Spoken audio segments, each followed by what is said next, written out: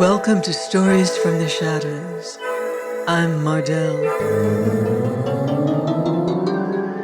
and here is The Beckoning Fair One by Oliver Onions, Part 3. Without quite knowing how he came to be there, Oleron found himself striding over the loose board he had temporarily placed on the step broken by Miss Bengough. He was hatless and descending the stairs. Not until later did there return to him a hazy memory that he had left the candle burning on the table, had opened the door no wider than was necessary to allow the passage of his body, and had sidled out, closing the door softly behind him. At the foot of the stairs, another shock awaited him. Something dashed with a flurry up from the disused cellars and disappeared out of the door. It was only a cat, but Oleron gave a childish sob. He passed out of the gate and stood for a moment under the to-let boards, plucking foolishly at his lip and looking up at the glimmer of light behind one of his red blinds. Then, still looking over his shoulder, he moved stumblingly up the square. There was a small public house round the corner.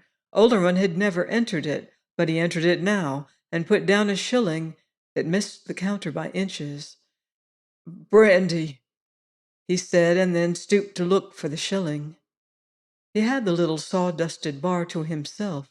What company there was, carters and laborers and the small tradesmen of the neighborhood, was gathered in the farther compartment, beyond the space where the white-haired landlady moved among her taps and bottles.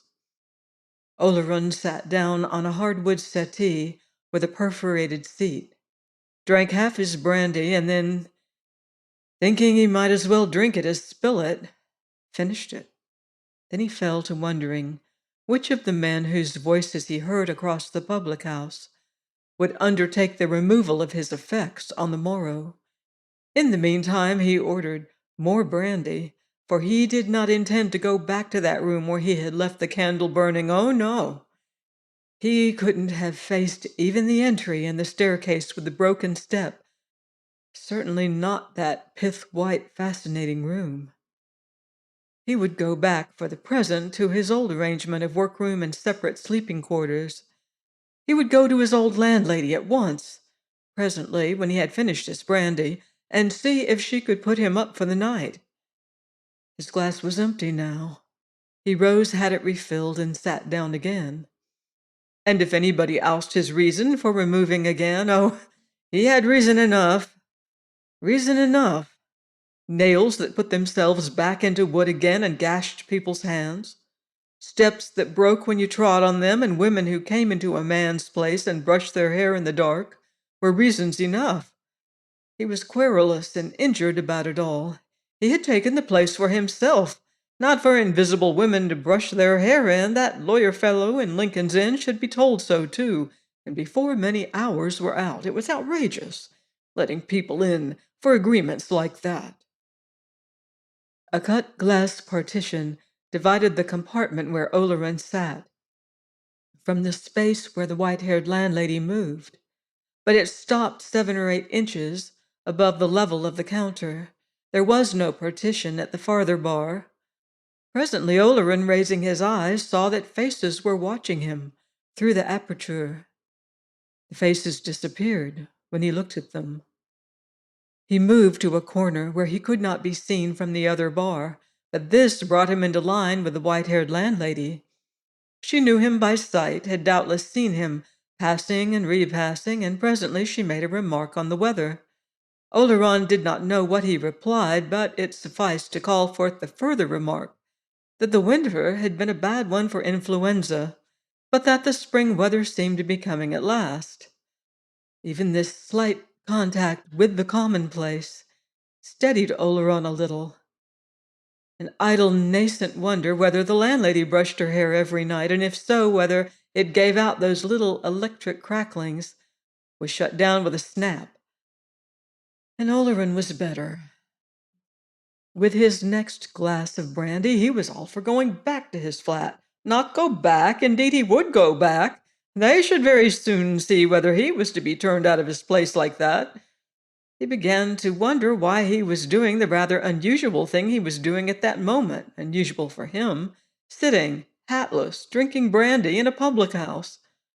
Suppose he were to tell the white-haired landlady all about it, to tell her that a caller had scratched her hand on a nail and had later had the bad luck to put her foot through a rotten stair, and that he himself, in an old house full of squeaks and creaks and whispers, had heard a minute noise and had bolted from it in fright. What would she think of him? That he was mad, of course. Pshaw, the real truth of the matter was that he hadn't been doing enough work to occupy him. He'd been dreaming his days away, filling his head with a lot of moonshine about a new Romilly, as if the old one was not good enough. And now he was surprised that the devil should enter an empty head. Yes, he would go back. He would take a walk in the air first. He hadn't walked enough lately. And then he would take himself in hand, settle the hash of that 16th chapter of Romilly. Fancy, he had actually been fool enough to think of destroying 15 chapters, and thenceforward he would remember that he had obligations to his fellow men and work to do in the world. There was the matter in a nutshell. He finished his brandy and went out. He had walked for some time before any other bearing of the matter than that on himself occurred to him. At first the fresh air had increased the heady effect of the brandy he had drunk, but afterwards his mind grew clearer than it had been since morning, and the clearer it grew, the less final did his boastful self-assurances become, and the firmer his conviction that when all explanations had been made, there remained something that could not be explained. His hysteria of an hour before had passed. He grew steadily calmer, but the disquieting conviction remained. A deep fear took possession of him. It was a fear for Elsie, for something in his place was inimical to her safety. Of themselves, her two accidents might not have persuaded him of this, but she herself had said it. "I'm not wanted here." And she had declared that there was something wrong with the place. She had seen it before he had. Well and good. One thing stood out clearly, namely, that if this was so, she must be kept away for quite another reason than that which had so confounded him and humiliated Oleron. Luckily, she had expressed her intention of staying away. She must be held to that intention. He must see to it. And he must see to it all the more that he now saw his first impulse, never to set foot in the place again, was absurd. People did not do that kind of thing. With Elsie made secure, he could not, with any respect to himself, suffer himself to be turned out by a shadow, nor even by a danger merely because it was a danger. He had to live somewhere. He would live there. He must return. He mastered the faint chill of fear that came with the decision, and turned in his walk abruptly. Should fear grow on him again, he would perhaps take one more glass of brandy. But by the time he reached the short street that led to the square, he was too late for more brandy.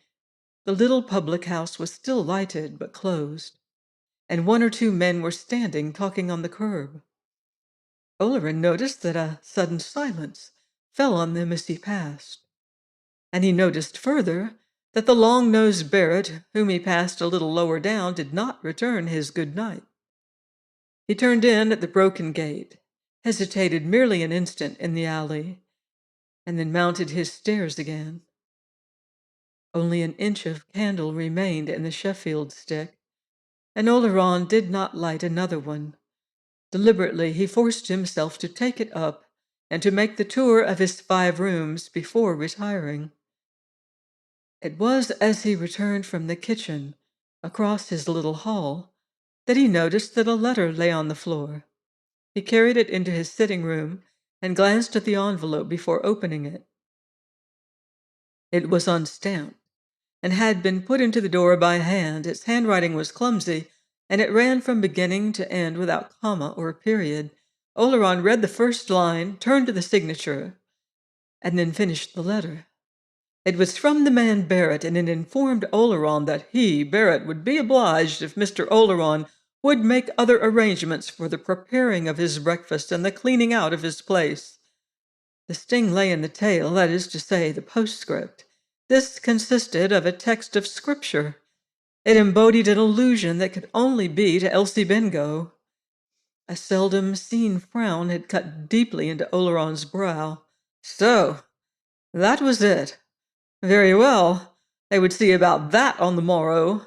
For the rest, this seemed merely another reason why Elsie should keep away. Then his suppressed rage broke out. The foul-minded lot! The devil himself could not have given a leer at anything that had ever passed between Paul Oleron and Elsie Bengough. Yet this nosing rascal must be prying and talking. Oleron crumpled the paper up, held it in the candle flame, and then ground the ashes under his heel. One useful purpose, however, the letter had served. It had created in Oleron a wrathful blaze that effectually banished pale shadows.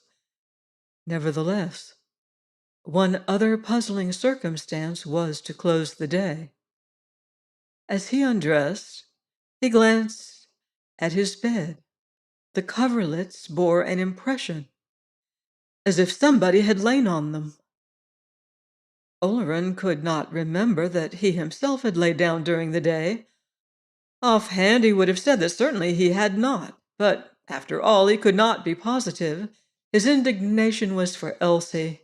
Acting possibly with a residue of the brandy in him, excluded all other considerations, and he put out his candle, lay down, and passed immediately into a deep and dreamless sleep, which, in the absence of Mrs. Barrett's morning call, lasted almost round the clock.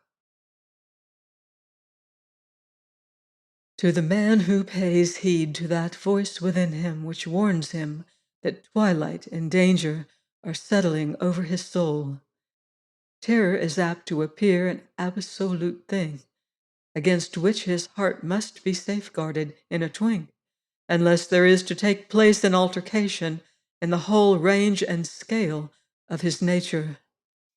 Mercifully, he has never far to look for safeguards of the immediate and small, and common and momentary things of life, of usages and observances, and modes and conventions. He builds up fortifications against the powers of darkness.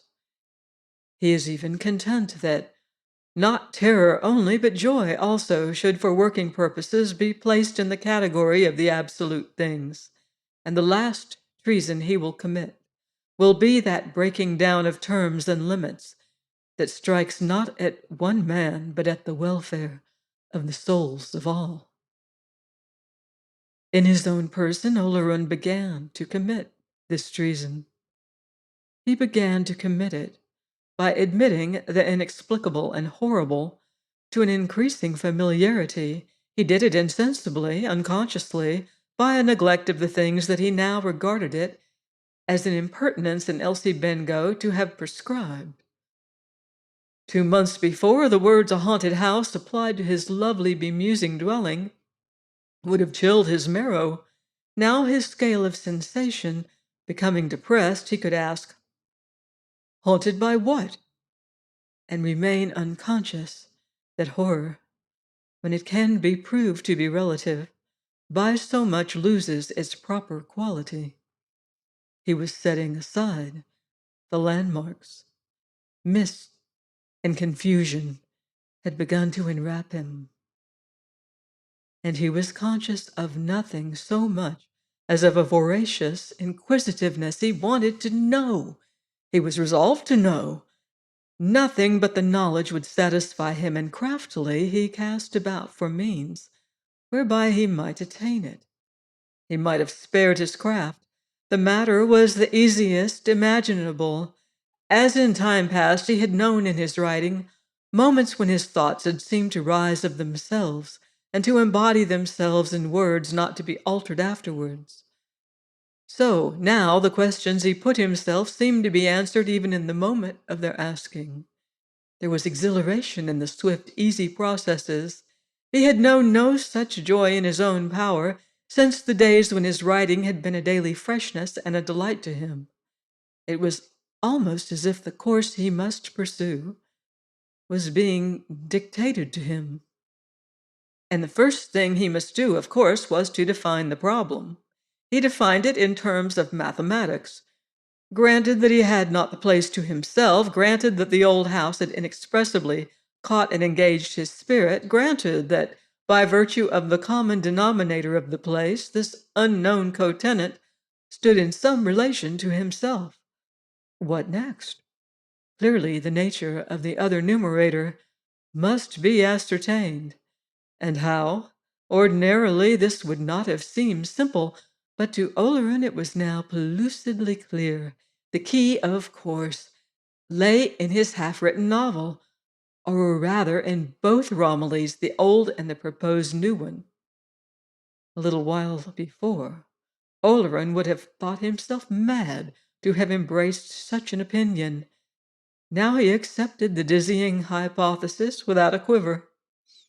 He began to examine the first and second Romillys.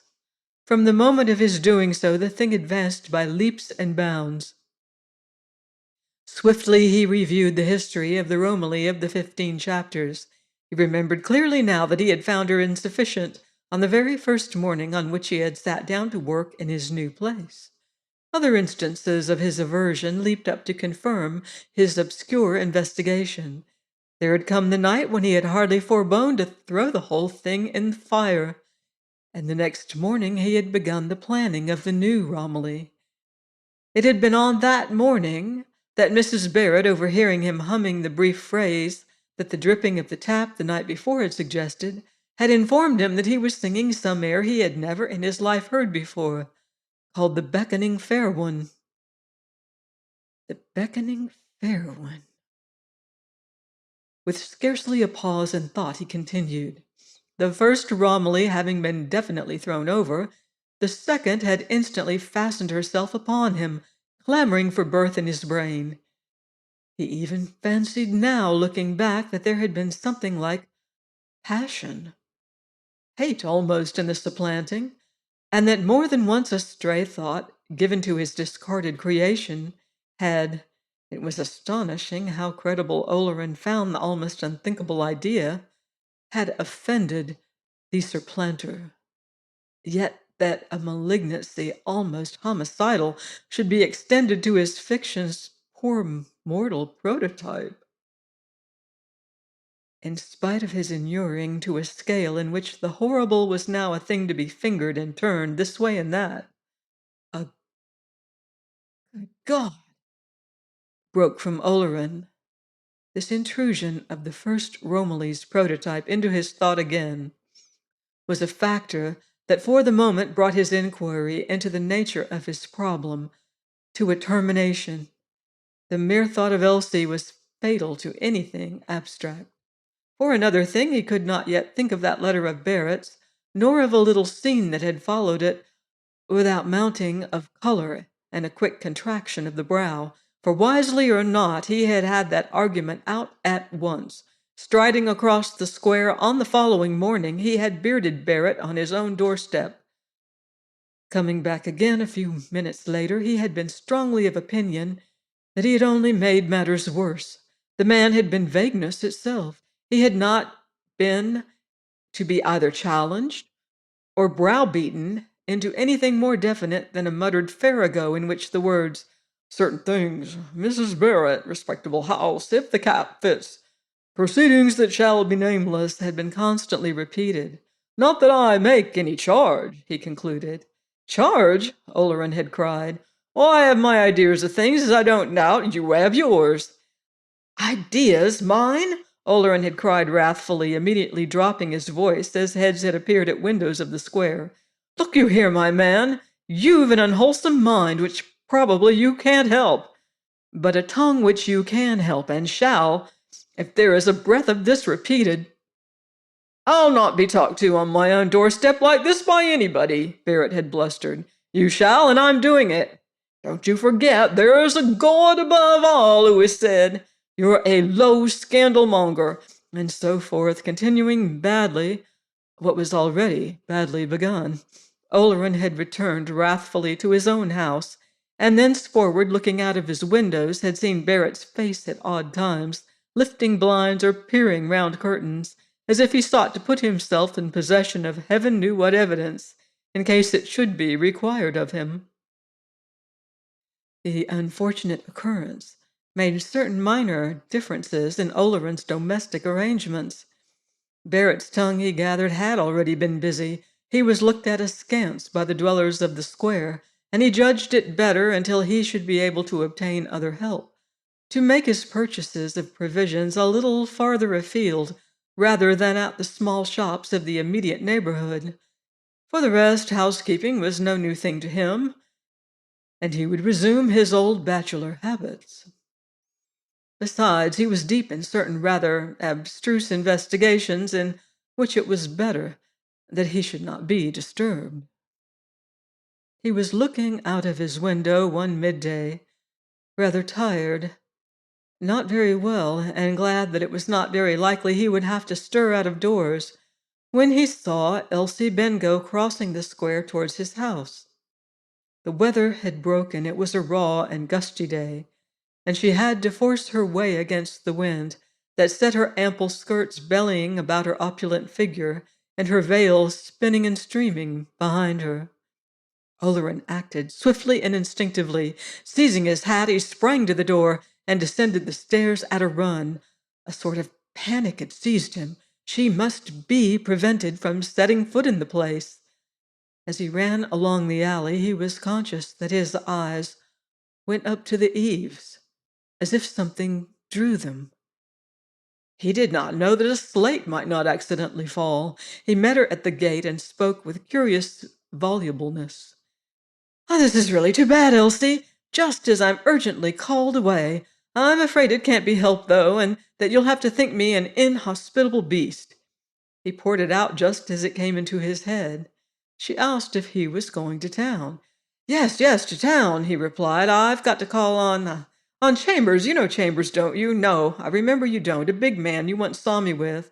I ought to have gone yesterday, and—" This he felt to be a brilliant effort. "And he's going out of town this afternoon, to Brighton. I had a letter from him this morning." He took her arm and led her up the square. She had to remind him that his way to town lay in the other direction. "Ah, of course! How stupid of me!" he said with a little loud laugh. "I'm so used to going the other way with you. Of course, it's the other way to the bus. Will you come along with me?" "I am so awfully sorry it's happened like this." They took the street to the bus terminus. This time Elsie bore no signs of having gone through interior struggles. If she detected anything unusual in his manner, she made no comment, and he, seeing her calm, began to talk less recklessly through silences. By the time they reached the bus terminus, nobody, seeing the pallid-faced man without an overcoat and the large, ample-skirted girl at his side, would have supposed that one of them was ready to sink on his knees for thankfulness that he had, as he believed, saved the other from a wildly unthinkable danger. They mounted to the top of the bus, Oleron protesting that he should not miss his overcoat, and that he found the day, if anything, rather oppressively hot. They sat down on a front seat. Now that this meeting was forced upon him, he had something else to say that would make demands upon his tact. It had been on his mind for some time, and was indeed peculiarly difficult to put. He revolved it for some minutes, and then, remembering the success of his story of a sudden call to town, cut the knot of his difficulty with another lie. "I'm thinking of going away for a little while, Elsie," he said. She merely said, "Oh?" "Somewhere for a change. I need a change. I think I shall go tomorrow or the day after. Yes, tomorrow, I think." "Yes," she replied. "I don't quite know how long I shall be," he continued. "I shall have to let you know when I am back." "Yes, let me know," she replied in an even tone. The tone was, for her, suspiciously even. He was a little uneasy. "You don't ask me where I'm going," he said with a little cumbrous effort to rally her. She was looking straight before her past the bus driver. "I know," she said. He was startled. "How do you know?" "You're not going anywhere," she replied. He found not a word to say. It was a minute or so before she continued in the same controlled voice she had employed from the start. "You're not going anywhere. You weren't going out this morning. You only came out because I appeared. Don't behave as if we were strangers, Paul." A flush of pink had mounted to his cheeks. He noticed that the wind had given her the pink of early rhubarb. Still, he found nothing to say. "Of course you ought to go away," she continued. "I don't know whether you look at yourself often in the glass, but you're rather noticeable. Several people have turned to look at you this morning, so of course you ought to go away. But you won't, and I know why." He shivered, coughed a little, then broke silence. "Well, then, if you know, there's no use in continuing this discussion," he said curtly. "Not for me, perhaps, but there is for you," she replied. "Shall I tell you what I know?" "No," he said in a voice slightly raised. "No?" she asked, her round eyes earnestly on him. "No." Again he was getting out of patience with her. Again he was conscious of the strain. Her devotion and fidelity and love plagued him. She was only humiliating both herself and him. It would have been bad enough had he ever by word or deed given her cause for thus fastening herself on him. But there, that was the worst of that kind of life for a woman. Women such as she, business women, in and out of offices all the time, always, whether they realized it or not, made comradeship a cover for something else. They accepted the unconventional status, came and went freely as men did, were honestly taken by men at their own valuation. And then it turned out to be the other thing after all, and they went and fell in love. No wonder there was gossip in shops and squares and public houses. In a sense, the gossipers were in the right of it. Independent, yet not efficient, with some of womanhood's graces forgone, and yet with all the woman's hunger and need, half sophisticated, yet not wise. Oleron was tired of it all, and it was time he told her so. "I suppose," he said tremblingly, looking down between his knees, "I suppose the real trouble is the life women who earn their own living are obliged to lead." He could not tell in what sense she took the lame generality. She merely replied, "I suppose so." "It can't be helped," he continued, "but you do sacrifice a good deal." She agreed, a good deal. And then she added, after a moment, "What, for instance?" "You may or may not be gradually attaining a new status, but you're in a false position today." It was very likely, she said. She hadn't thought of it much in that light. "And," he continued desperately, "you're bound to suffer. Your most innocent acts are misunderstood, motives you never dreamed of are attributed to you, and in the end it comes to—" He hesitated a moment, and then took the plunge. "To the sidelong look and the leer." She took his meaning with perfect ease. She merely shivered a little as she pronounced the name. "Barrett." His silence told her the rest. Anything further that was to be said must come from her. It came as the bus stopped at a stage and fresh passengers mounted the stairs. "You'd better get down here and go back, Paul," she said. "I understand perfectly. Perfectly. It isn't Barrett. You'd be able to deal with Barrett. It's merely convenient for you to say it's Barrett. I know what it is. But you said I wasn't to tell you that. Very well. But before you go, let me tell you why I came up this morning." In a dull tone, he asked her why.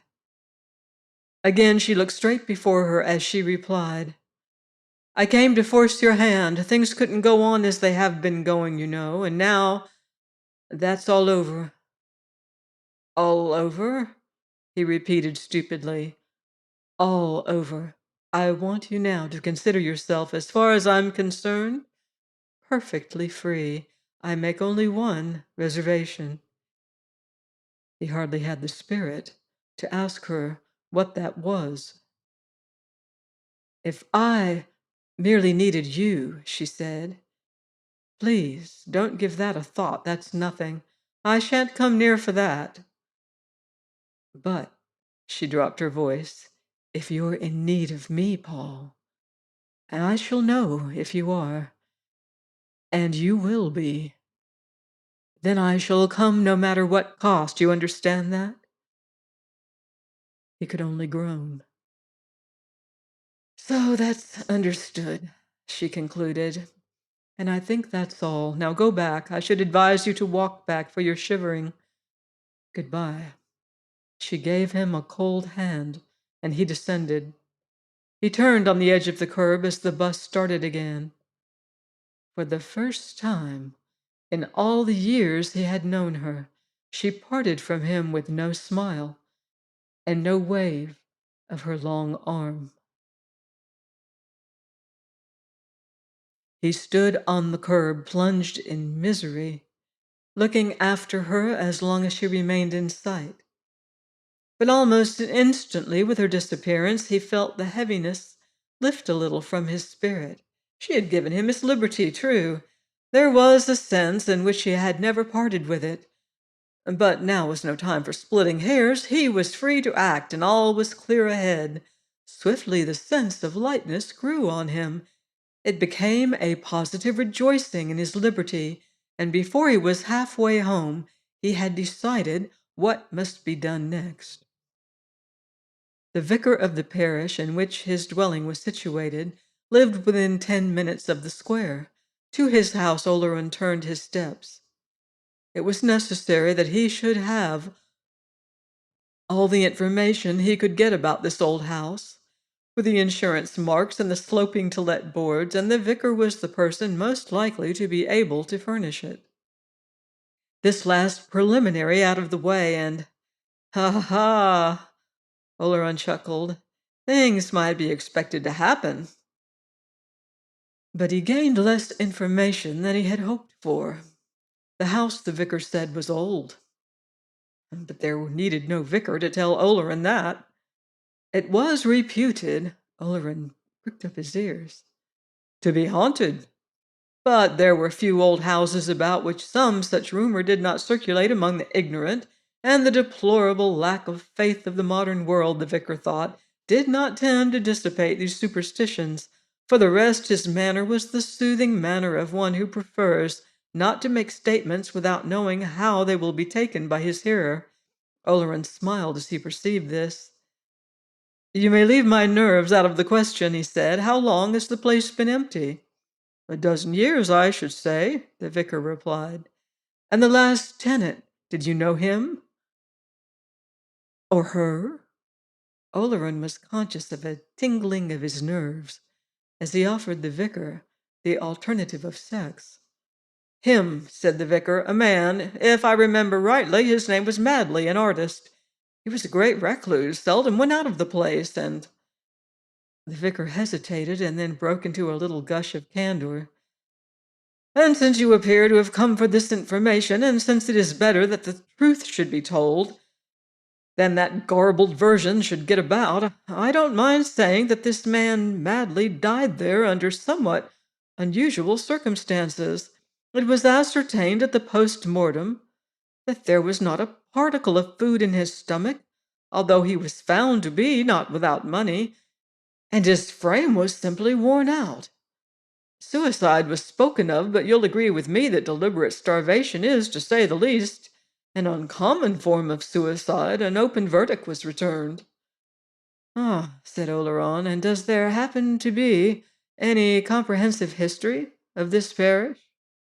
"No, partial ones only. I myself am not guiltless of having made a number of notes on its purely ecclesiastical history, its registers, and so forth, which I shall be happy to show you if you would care to see them, but it is a large parish. I have only one curate, and my leisure, as you will readily understand." The extent of the parish and the scantiness of the vicar's leisure occupied the remainder of the interview, and Oleron thanked the vicar, took his leave, and walked slowly home. He walked slowly for a reason, twice turning away from the house within a stone's throw of the gate, and taking another turn of 20 minutes or so. He had a very ticklish piece of work now before him. It required the greatest mental concentration. It was nothing less than to bring his mind, if he might, into such a state of unpreoccupation and receptivity that he should see the place as he had seen it on that morning when, his removal accomplished, he had sat down to begin the 16th chapter of the first Romilly. For could he recapture that first impression, he now hoped for far more from it. Formerly he had carried no end of mental lumber. Before the influence of the place had been able to find him out at all, it had had the inertia of those dreary chapters to overcome. No results had shown. The process had been one of slow saturation, charging, filling up to a brim. But now he was light, unburdened, rid at last, both of that Romilly and of her prototype. Now for the new unknown, coy, jealous, bewitching, beckoning fair. At 2:30 of the afternoon, he put his key into the Yale lock, entered, and closed the door behind him. His fantastic attempt was instantly and astonishingly successful. He could have shouted with triumph as he entered the room. It was as if he had escaped into it, once more as in the days when his writing had had a daily freshness and wonder and promise for him. He was conscious of that new ease and mastery and exhilaration and release. The air of the place seemed to hold more oxygen, as if his own specific gravity had changed. His very tread seemed less ponderable. The flowers in the bowls, the fair proportions of the meadowsweet-colored panels and moldings, the polished floor, and the lofty and faintly starred ceiling fairly laughed their welcome. Oleron actually laughed back and spoke aloud. "Oh, you're pretty, pretty," he flattered it. Then he lay down on his couch. He spent that afternoon as a convalescent who expected a dear visitor might have spent it, in a delicious vacancy, smiling now and then as if in his sleep, and ever lifting drowsy and contented eyes to his alluring surroundings. He lay thus until darkness came, and with darkness, the nocturnal noises of the old house. But if he waited for any specific happening, he waited in vain. He waited similarly in vain on the morrow, maintaining, though with less ease, that sensitized, plate-like condition of his mind. Nothing occurred to give it an impression. Whatever it was which he so patiently wooed, it seemed to be both shy and exacting. Then, on the third day, he thought he understood. A look of gentle drollery and cunning came into his eyes, and he chuckled. "Oh, well, if the wind sits in that quarter, we must see what else there is to be done. What is there now? No, I won't send for Elsie. We don't need a wheel to break the butterfly on. We won't go to those lengths, my butterfly." He was standing musing, thumbing his lean jaw, looking aslant. Suddenly he crossed to his hall, took down his hat, and went out. "My lady is coquettish, is she? Well, we'll see what a little neglect will do," he chuckled as he went down the stairs. He sought a railway station, got into a train, and spent the rest of the day in the country. Oh yes, Oleron thought he was the man to deal with fair ones who beckoned and invited. and then took refuge in shyness and hanging back. He did not return until after 11 that night. "Now, my fair beckoner," he murmured as he walked along the alley and felt in his pocket for his keys. Join me next week on Stories from the Shadows for our final story in this series. It's going to be horribly good.